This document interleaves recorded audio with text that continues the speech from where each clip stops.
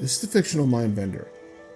Riley Freeman of the Boondocks is as much of a contradiction as his brother Huey Freeman, but is harder to see because on the surface, he's just another black kid thug wannabe. Of course, all of this was exactly the point to his design, but it's still annoying as hell because most times I just find Riley that annoying. Where Huey is trying to change the world in his own naive, conspiratorial way, Riley in contrast appears to give zero fucks about the world or any sort of higher cause. Riley's outlook on life operates in layers, and which layer you're seeing greatly depends on the circumstance and who he's with at the time. As I mentioned before, Riley on the base level is a thug in training. He idolizes gangsta rap culture, everything about it, so that what he most emulates, from his loose ghetto clothing to how he talks, is that culture. And this is because, like so many street kids, gangsta rappers seem to have all the signs of success. Monies, cars, women, who Riley often refers to as bitches, and I'll get into that later. Most importantly though, they look like him, coming from the same world that Riley himself is already accustomed to. Therefore, Riley is all about the hustle. In one of the best episodes of the Boondocks, The Fundraiser, Riley is essentially an up-and-coming drug dealer, but instead of drugs, it's chocolate that his school is selling. And the methods that he uses to get the lockdown and the mentality behind that are all exactly the same. And he runs into exactly the same problems as real-life drug dealers do. And how he handles it is indicative of embracing of gangsta culture, which is, rather than do the smart thing and run while you can, is to act tough and refuse to give ground even if you get your ass killed. This on purpose, of course, is how, again, Riley was designed. And both Riley and Huey are embodiments of different aspects of black urban culture during the 2000s. The one seeking to be higher and empowered, while the other seeking to get rich and look great while doing it while you're still breathing. And these elements seem to conflict with each other quite a lot, also represented in the brothers' relationship, as they oftentimes get into fights, or at the very least, Riley tries to undermine Huey's efforts because it's a nuisance to him and getting in his way. Riley is all about the gangsta life, no matter where he's at, such as having no problem graffitiing the suburban neighborhood that his family lives in, or pimping out his own granddad to manipulate the media and make a buck on more than one occasion, though to be fair, granddad was just as in on the schemes as Riley was. And also that he just basically tries to act like a thug and that he's a top dog in his school while others are around him, such as when he's trying to show that he is the star of the basketball team. Also, Riley will not tolerate having that worldview change. During the same above episode, when Huey tries to warn his brother about what's going to happen with his chocolate dealing business, Riley shuts him down immediately and tells Huey to stop ruining things for him and let him be surprised for once. In another episode, The Story of Gangstalicious, Riley seems to be on the verge of a mental breakdown when one of his idols, rap star Gangstalicious, is about to come out of the closet as being gay. But to Riley's relief and Gangstalicious' despair, the rapper reneges on it and falls back into the gangster stereotype. This is usually where there are episodes that I can't stand the character, and other times where I'm laughing my ass off at him.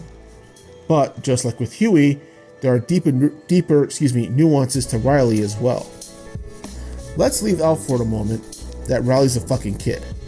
Despite his tough guy appearance and being all gangster, Riley is more fragile than people and probably even himself give him credit for.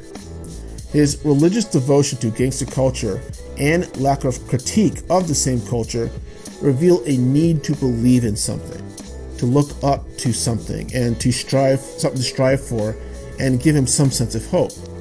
While his brother finds this in Afrocentric causes and activism, Riley finds this in the world of gangster rap culture.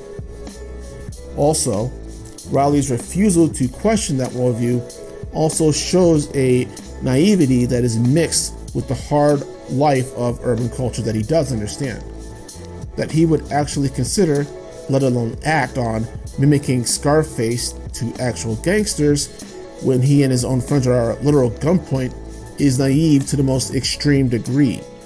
And after his literal near-death experience, because yes, he does get shot but is unknowingly saved by the bulletproof vest that Huey gave him at the beginning of the episode, which was really dark by the way, Riley still is unwilling to question the legitimacy of that world because of the lottery of promises that it holds that he too can make it.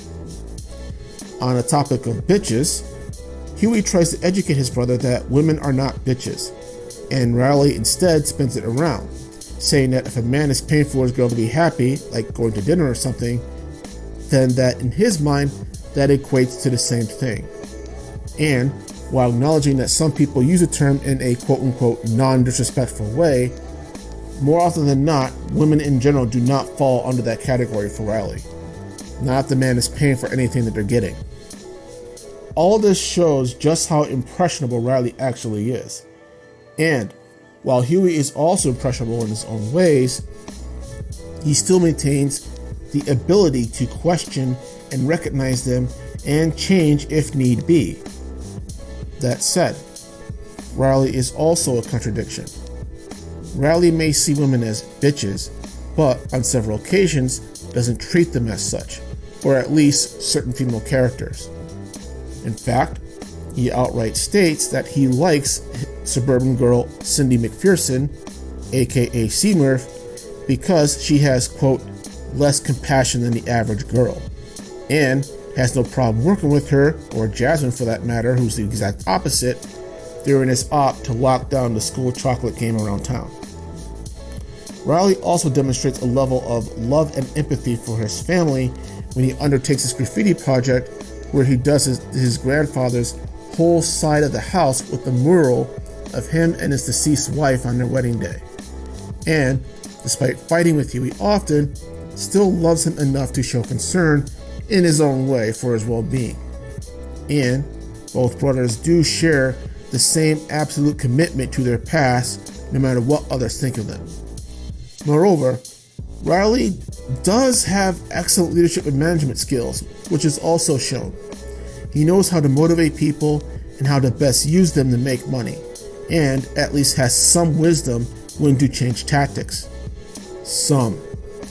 So, the real question for Riley's worldview is, can it change and evolve on a grander scale beyond those around him? His brother already shows a knack for this ability because he questions everything, to the point where people just fucking assume that he's miserable 24/7, including Riley. Riley, however, during the series, and despite some growth, never challenges the world outlook that he wants or that he likes, but instead seeks to find his own place in it. The world is what it is, and he just needs to find his spot so he too can get rich. But what do you guys think? Do you think Riley is deeper than the show or what fans give him credit for? Or is he just really a shallow bastard waiting to grow up? Let me know in the comments below. And this is the Fictional Mindbender, and you guys have a good day.